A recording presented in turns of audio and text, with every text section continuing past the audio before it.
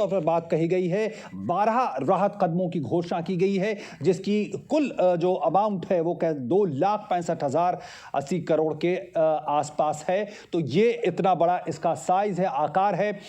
खास बात है, पीएम गरीब कल्याण रोजगार योजना 116 जिलों में अब 37,543 करोड़ रुपए खर्च हुए हैं। 10,000 करोड़ रुपए अतिरिक्त इसका प्रावधान किया गया है, जिसका फायदा ग्रामीण सड़क योजना या मनरेगा जैसे योजनाओं के लिए होगा, जहां रोजगार पैदा होंगे।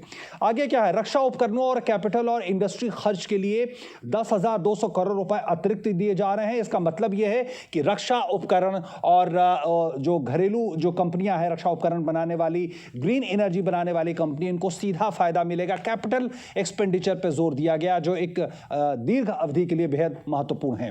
प्रोजेक्ट एक्सपोर्ट को बढ़ाने की बात कही गई। एग्जिम बैंक को 3,000 करोड़ रुपए ज्यादा दिए जाएंगे और लाइन ऑफ क्रेडिट के अंतर्गत जो दूसरे देशों के साथ व्यवस्था है, अलग अलग क्षेत्रों में उसकी भूमिका होगी, उससे भारतीय निर्यातकों और कंपनियों को फायदा होगा। वित्त वर्ष 2020-21 के तहत पीएम आवास योजना जो शहरी है, 18,000 करोड़ रुपए का अतिरिक्त प्रावधान किया गया। इसका मतलब यह है कि मकान तो बनेंगे ही, साथ साथ 78 लाख अतिरिक्त रोजगार भी पैदा होंगे। तो रोजगार पे बहुत फोकस है। इसके अलावा जो दूसरे क्षेत्रों की अगर बात करें तो यह साफ तौर पर कहा गया कि रेसिडेंशियल रियल एस्टेट को बढ़ावा मिलेगा। जो घर खरीदार और डेवलपर्स है उन पे जो कर है उसका बोझ कम किया गया है। सर्किल रेट और एग्रीमेंट वैल्यू में अंतर को 10% से बढ़ाकर अब 20% किया गया। तो कुल मिलाकर जो खरीदने वाले जो डेवलपर हैं उनको एक तरह से राहत देने की कोशिश की गई। उर्वरक के लिए 65,000 करोड़ रुपए की सब्सिडी की बात कही गई है। 14 करोड़ किसानों को इसका सीधा लाभ मिलेगा। तो किसान भी जो लगातार कोशिश कर रहे हैं और जिसकी वजह से अर्थव्यवस्था भी लगातार आगे बढ़ रही है। सरकार करेगी NIIF के डेट प्लेटफॉर्म में 6,000 करोड़ रुपए इक्विटी निवेश करेगी और emergency credit line guarantee scheme के तहत इसको 31 मार्च 2021 तक के लिए बढ़ा दिया गया। इसकी एक बड़ी भूमिका रही है, हम चर्चा करेंगे इस पे। 20% कार्यशील पूंजी देने का भी इसमें प्रावधान किया गया है। तो ये महत्वपूर्ण बातें हैं कॉर्पोरेट जगत या कहें जो कंपनियां, उद्योग जगत है। आत्मनिर्भर भारत रोजगार योजना की घोषणा की गई है और इसके तहत यह है कि जिन लोगों ने अपनी नौकरियां गंवाई हैं या जिन पे एक दबाव रहा है उस पर जोर दिया जाए। पंजीकृत EPFO संस्थानों से जुड़े कर्मचारियों को इसका लाभ मिलेगा। संगठित क्षेत्र में रोजगार को बल मिलेगा। EPFO से नहीं जुड़े कर्मचारियों को भी इस योजना का लाभ मिलेगा। तो एक सुरक्षा कवच तैयार करने की यहां बात की गई है। कोरोना वैक्सीन के रिसर्च एंड डेवलपमेंट के लिए 900 करोड़ रुपए की बात कही गई है। ये इस वक्त की बेहद बड़ी ज़रूरत है। और इसके अलावा जो अभी तक आत्मनिर्भर भारत अभियान जो पहला और जो दूसरा चरण रहा, उसकी क्या उपलब्धियां रही है। तो जो LTC वाउचर स्कीम, उसका एक बड़ा लाभ देखने को मिला है जो केंद्रीय कर्मचारियों के लिए था। करदाताओं को 1,32,800 करोड़ रुपए का आयकर रिफंड मिला है, यानी उनके हाथों में पैसे गए हैं, जिसका असर बाजार पर देखने को भी मिल रहा है। इमरजेंसी क्रेडिट लाइन स्कीम, इसका बड़ा लाभ हुआ है। 61 लाख कर्जदारों को 2 लाख करोड़ से ज्यादा की मंजूरी मिली है और उसके तहत 1.52 लाख करोड़ रुपए अब तक वितरित भी हो चुके हैं, डिसबर्स भी हो चुके हैं। उद्योगों को अतिरिक्त कार्यशील पूंजी भी उपलब्ध कराई गई है। इसके अलावा और क्या उपलब्धियां, आप देखिए उपलब्धियां किसानों के लिहाज से 157.44 लाख किसानों को किसान क्रेडिट कार्ड दिए गए हैं और 1,43,000 करोड़ रुपए से ज्यादा आवंटित भी कर दिए गए हैं, जिसका लाभ, इसका मतलब है कि किसानों के पास ज्यादा पूंजी है, ज्यादा हाथों में पैसे हैं।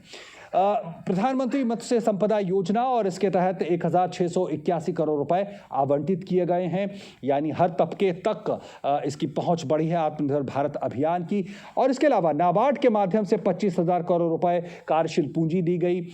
इसके अलावा राशन कार्ड, नेशनल पोर्टेबिलिटी से 68.6 करोड़ लोगों को सीधा फायदा मिला है इससे पूरे देश भर में। PM स्वनिधि योजना 1,373.33 करोड़ रुपए के 13.78 लाख लोन दिए गए हैं, यानी जो बिल्कुल नीचे तबके के हैं, निम्न आय वर्ग वाले लोग हैं, उनको सीधा इसका फायदा मिला है। इसके अलावा कंपोजिट परचेज मैनेजर सूचकांक में लगातार सुधार आया है। कहा जा रहा है 9 साल का सबसे बेहतरीन आंकड़ा है ये 58.9 का आंकड़ा।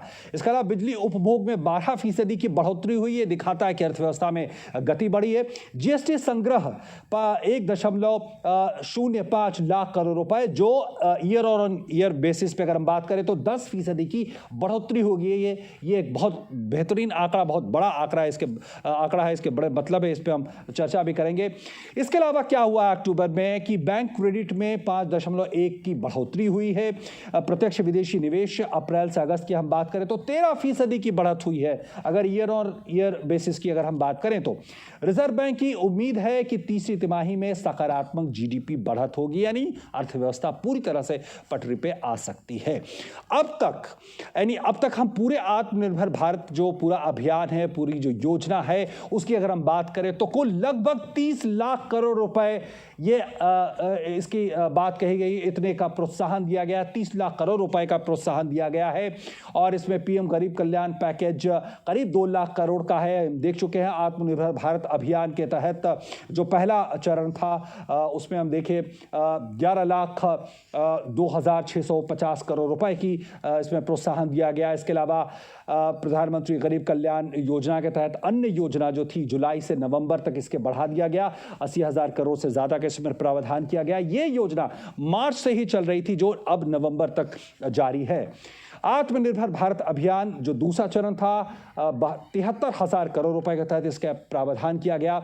आत्मनिर्भर भारत अभियान जो तीसरा चरण जिसकी घोषणा आज हुई है, जो 1 अक्टूबर से इसकी शुरुआत मानी जाएगी, 2,65,080 करोड़ रुपए ये हम देख चुके हैं। और इसके अलावा रिजर्व बैंक के राहत की को भी अगर इसमें हम जोड़ दें तो 12,71,200 करोड़ रुपए की का प्रोत्साहन रिजर्व बैंक की तरफ से भी अलग अलग सेक्टरों को आया। तो कुल मिला के आप देखिए 30 लाख करोड़ रुपए का प्रोत्साहन राशि अभी तक कुल मिला है, और जिसका असर भी अब बाजार में लोगों की खरीद क्षमता में दिखने लगा है।